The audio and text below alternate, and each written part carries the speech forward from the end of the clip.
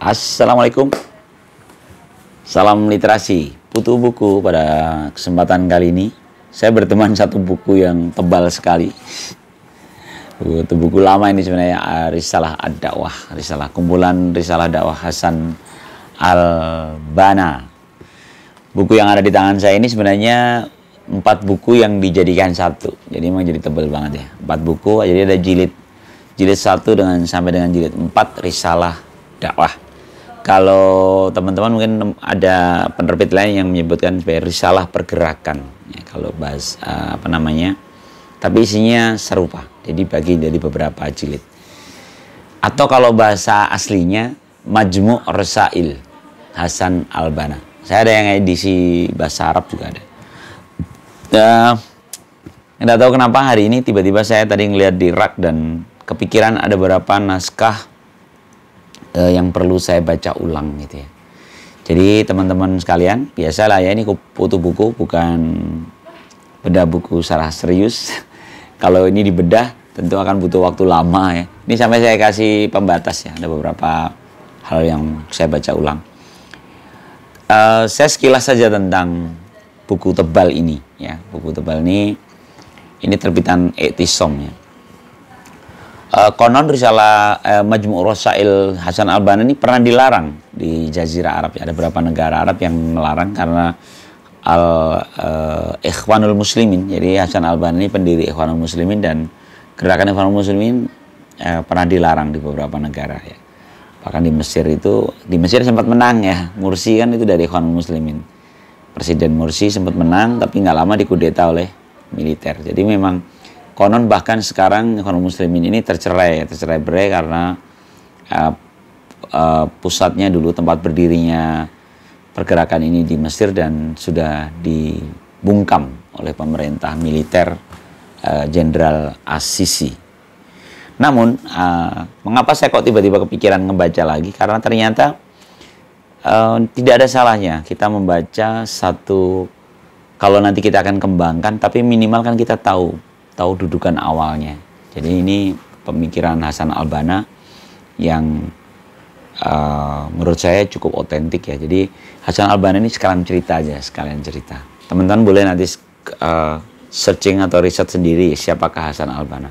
Hasan Al-Banna ini seorang aktivis pergerakan yang dia dari warung kopi mengajak diskusi anak-anak muda di Mesir ya.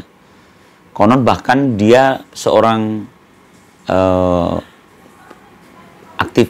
akademisi yang justru tidak cukup banyak menulis buku. Dia lebih fokus pada membangun ar-rijal dakwah, orang-orang yang siap menjadi pengemban amanah dakwah. Jadi dia cenderung membangun orang, mengumpulkan orang di warung-warung kopi di Mesir, dan akhirnya semakin membesar ya. Bahkan Ikhwanul Muslimin ini konon menjadi penggerak kemerdekaan di banyak negara Islam melawan kolonialisme. Jadi tidak bisa dipungkiri bahwa kerja besar Ikhwanul Muslimin itu berimbas di banyak negara Muslim ya. Bahkan sampai sekarang masih banyak partai-partai di negara-negara Timur Tengah maupun Afrika Utara, bahkan di Asia ya, yang basisnya adalah basis pemikirannya berdasarkan pemikiran besar Hasan Al-Banna, pendiri Ikhwanul Muslimin.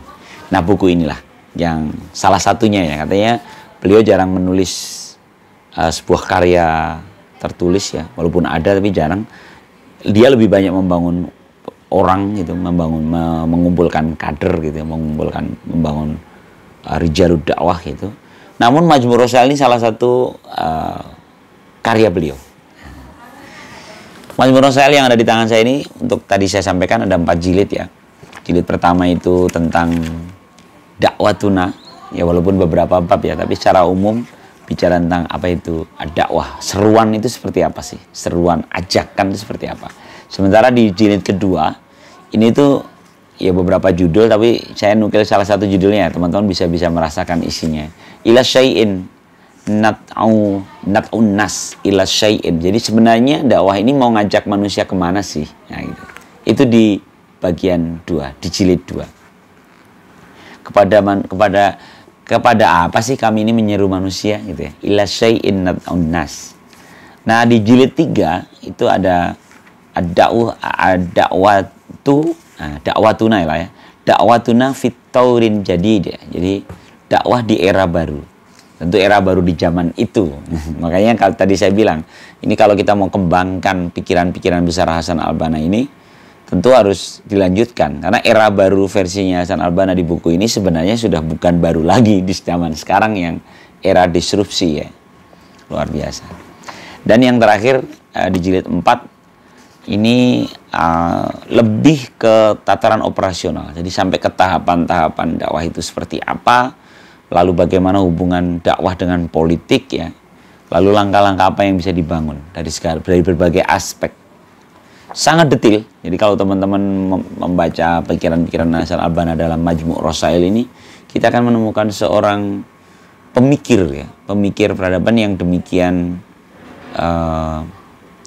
bersungguh-sungguh merunutkan pikiran-pikirannya dalam langkah-langkah yang dari sangat teori, landasan teori sampai ke tataran teknis operasional, sampai ke langkah-langkah praktis. Ya mungkin kalau kita baru kemarin saya sampaikan bukunya Aksi Masanya Tan Malaka, ini kan ada keserupaan ya, sama-sama pemikir dan sama-sama dia juga orang yang aktivis gitu. Jadi ngerti pikirannya dia apa, dia tahu apa yang ingin dia persembahkan pada masyarakat di sekitarnya, tapi dia juga tahu caranya melangkahnya seperti apa. Dan menurut saya itu keren. Baiklah ya, ini saya memantik teman-teman yang mungkin baru kenal istilah Hasan al-Banna, karena Hasan al-Banna dan Ikhwanul Muslimin ini di Timur Tengah itu seringkali dianggap radikal gitu. Jadi pikiran-pikiran dia orang banyak khawatir, banyak takut. Ya, kita cobalah ya, kita bongkar. Kalau ya tadi kayak kemarin pikiran-pikiran kiri, wah kiri itu kayak gini. Padahal kenyataannya kan enggak gitu juga. Sama ini kanan kalau ini kanan. Pikiran-pikiran Ikhwanul Muslimin ternyata justru bukan yang muncul itu gitu. Kalau saya ada teman yang kuliah di Al-Azhar dan dia cerita kalau di suasana di Mesir itu, kalau ada Ikhwanul Muslimin di zaman itu ya, di tahun sebelum akhirnya bisa menguasai Mesir dengan pemilihan yang demokratis yang Presiden Morsi naik. Sebelum itu tuh benar-benar Ikhwanul Muslimin ini pergerakan di bawah tanah dan dikejar-kejar pemerintah. Dan itu luar biasa.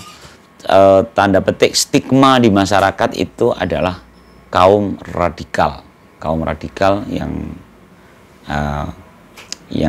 berjuang dengan kekuatan fisik, aksi massa dan fisik ya. Jadi terkesan negatif justru di masyarakat. Sementara sebenarnya kalau merujuk ke pemikiran-pemikiran paling tidak di buku inilah ya, Majmu' Rasail ini sebenarnya ini tuh sebuah ide yang menurut saya menarik, perlu dikaji gitu, keutuhan. Oke, kita coba ya lihat di jilid pertama. Walaupun ini kayaknya panjang sekali kalau kita bahas semua, saya cuma mau nukil di jilid pertama, judulnya Dakwatuna. Dakwatuna itu adalah dakwah kami. Dakwah itu seruan. Kalau kita pengen tahu pengertian dakwah secara detil, nanti ada sebenarnya di belakang yang Majmu' Rasail tentang pengertian fiqh dakwah. Dakwah itu sebenarnya kayak gini nih. Ada diagramnya sebenarnya kalau di Majmu' Rasail dalam versi manhaji, versi kurikulumnya gitu ya. Jadi gambarannya itu gini. Dakwah itu adalah sesuatu yang bergerak meninggalkan kegelapan menuju cahaya, meninggalkan kebodohan menuju kecerdasan, kepintaran, meninggalkan ketertinggalan menuju kemodernan, meninggalkan kesesatan menuju petunjuk. Jadi semacam itu. Meninggalkan kemiskinan menuju kesejahteraan. Jadi semua itu dalam posisi itu sebenarnya itulah dakwatuna. Nah, dalam jilid 1 Hasan al-Banna itu mengingatkan, saya ini coba sampaikan lah ya beberapa poinnya yang menurut saya cara menyampaikan Hasan al-Banna menarik gitu. Yang pertama itu dakwatuna itu adalah bicara tentang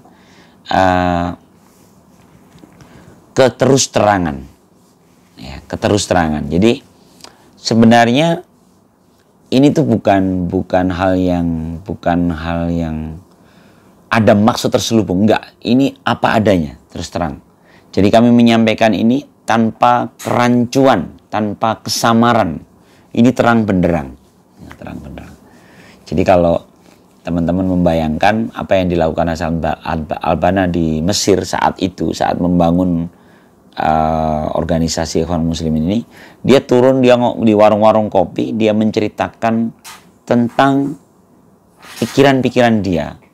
Pikiran-pikiran dia, tanda petik, adalah bagaimana dia memahami agama, dalam hal ini Islam, sebagai sesuatu yang syumuliat, sesuatu yang utuh, universal, dan itu untuk semuanya gitu. Karena ini terus terang makanya. Jadi kalau orang-orang yang merasa belum sukses dalam karirnya, maka Islam atau dakwah itu membuat dia sukses gitu.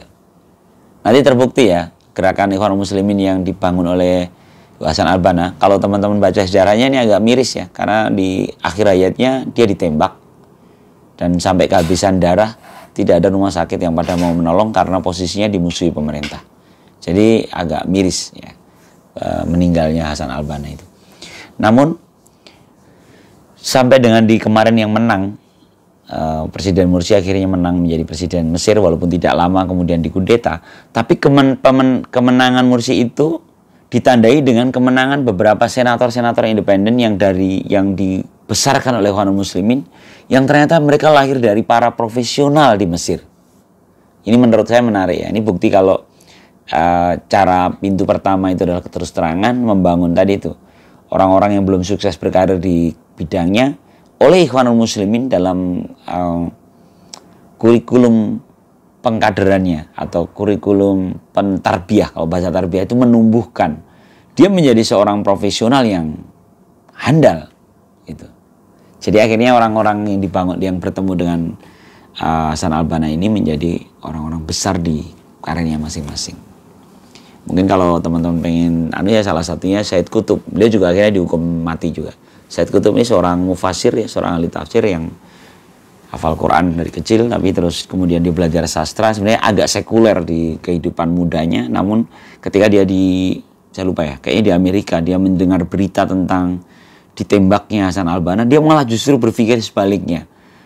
Bagaimana mungkin ada seorang ditembak di negeriku dan sampai nggak ada yang mau menolong, sampai kehabisan darah? Apa yang sebenarnya dia perjuangkan sehingga demikian ditakuti pemerintah? Said Qutb ini akhirnya bergabung bersama gerakan Ikhwanul Muslimin, dan dia termasuk yang karya besarnya, dia menulis kitab tafsir fi Zilalil Quran. Ini contoh ya, contoh keterusterangan dalam dakwah Ikhwanul Muslimin ini membuahkan banyak hasil, menarik banyak rijalud dakwah. Nah, yang kedua adalah kesucian. Jadi baro'ah. Kesucian ini adalah bahwa kami juga ingin agar kaum kami, seluruh kaum muslimin ini adalah mengetahui bahwa dakwah ini bersifat bersih dan suci. Kebersihannya ini ditandai dengan, ini seolah-olah kalau bersih kan, wah ini sok suci nih. Gitu. Enggak. Kebersihan ini ditandai dengan ya menganggap keuntungan materi itu hal yang kecil. Meninggalkan hawa nafsu dan kesenangan sementara. Jadi ketika fokusnya pada kebesaran, kesucian, nilai-nilai langitan gitu, maka hal-hal yang duniawi itu menjadi bukan prioritasnya lagi.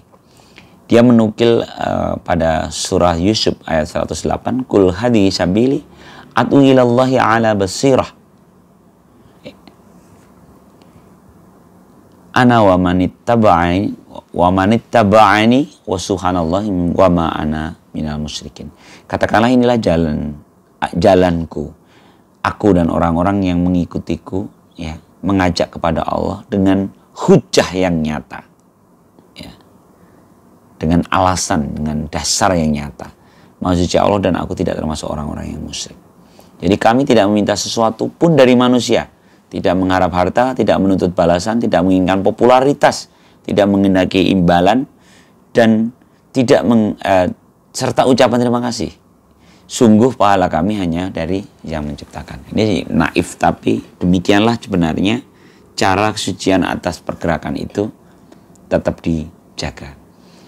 Teman-teman kalau baca bagaimana para pendukung Presiden Mursi saat akhirnya naik menjadi presiden itu, Saya juga baru tahu setelah baca beritanya. Banyak pengusaha-pengusaha yang sangat dermawan, yang dia ada di Mesir, dan dia sangat kaya, sangat profesional di bidangnya, pengusaha yang sukses gitu, namun sangat dermawan. Dan kedermawanan itulah yang akhirnya membuat cara-cara demokratis semacam pemilu itu dengan mudah dimenangkan oleh Ikhwanul Muslimin. Karena dia sudah punya nama di masyarakat di sekitarnya. Dan pintu awalnya adalah tidak mengejar itu, tidak mengejar duniawi, popularitas dan sebagainya, tapi benar-benar karena tujuan yang lebih besar.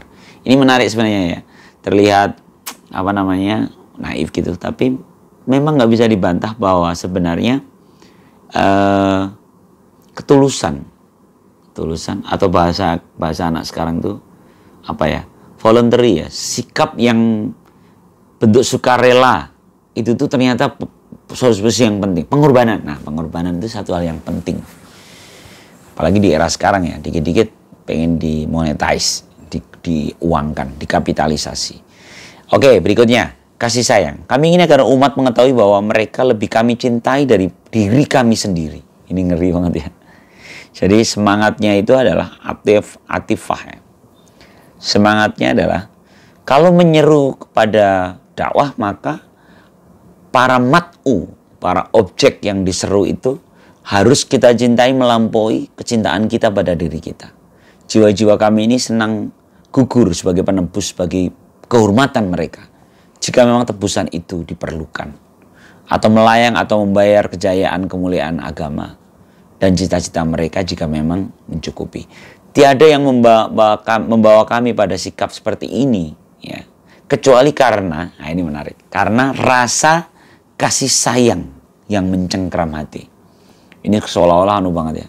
Tapi teman-teman kalau sudah berinteraksi dengan pergerakan Ikhwanul Muslimin ini ya, ada satu doa yang diajarkan oleh Hasan Al-Banna dalam zikir pagi dan sorenya yang sering disebut ma'thurat.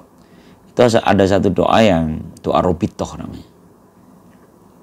Allahumma innaka ta'lamu anna hadhil qulubi qad istamat ala ma batik. Jadi Tuhan, engkau tahu bahwa hati ini telah kau pertemukan agar ikatannya itu semakin kuat. Ya.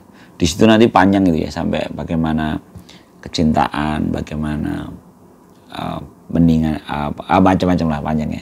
Intinya adalah diulangnya doa untuk Robitoh. Robitoh itu mengikat hati. Nah, dalam doa Robitoh itu, saat itulah kita mengingat sahabat-sahabat kita, mengingat saudara-saudara kita, dengan menghadirkan Dia yang Maha Penyayang itu hadir. Ketika kasih sayang itu sudah datang, tentu kita tidak mudah terjebak pada framing negatif atas sahabat kita, atas saudara kita, atas manusia lain, atas siapapun gitu. Karena kita berhusnuzon atas semuanya dengan semangatnya kasih sayang. Tentu ini menarik sekali di zaman sekarang ya. Begitu banyak fungsi-fungsi sosial yang rubuh karena sikap penebar kebencian yang disebarkan dalam konten-konten ya, bahkan seringkali dalam grup-grup yang harusnya berbasis religius. Ini kan menyedihkan ya. Harusnya basisnya adalah husnuzon, rasa kasih sayang, dan bukan menebarkan kebencian. Di sini disampaikan bagaimana kemaslahatan untuk manusia. Kita harus mendahulukan kemaslahatan manusia yang lebih banyak. Ya. Sehingga sesaat pun kami tidak akan pernah menjadi musuh kalian. Wow, ngeri banget.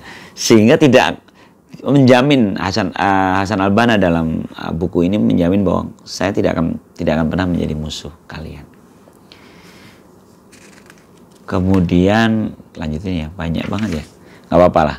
Terus keutamaannya adalah hanya milik Allah. Ini dalam surat Al-Hujurat, balillahi yamunnu alaikum an hadakum lil imani in kuntum shodiqin. Sebenarnya Allah dialah yang melimpahkan nikmat kepadamu dengan menunjuki kamu kepada keimanan jika kamu adalah orang-orang yang benar. Jadi ghayatuna, tujuan utamanya mesti ke Dia, ke Allah.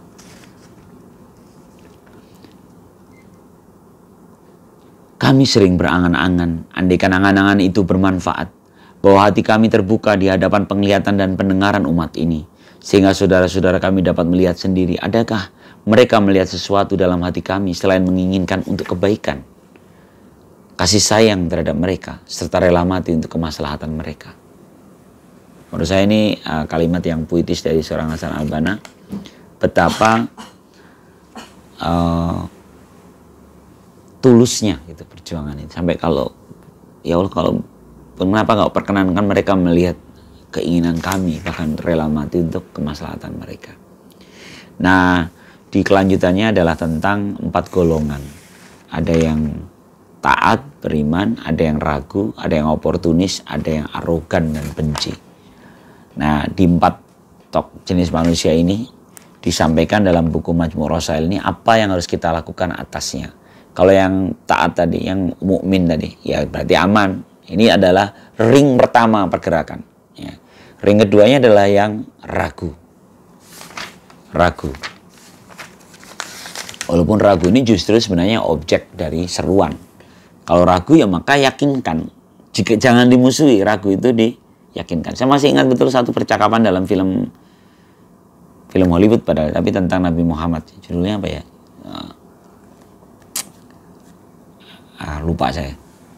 Yang jadi percakapan antara Bilal dengan Muawiyah ya. Muawiyah yang masih ragu, dia menyampaikan bahwa dia masih ragu dengan keimanannya setelah Fathul Makkah ya.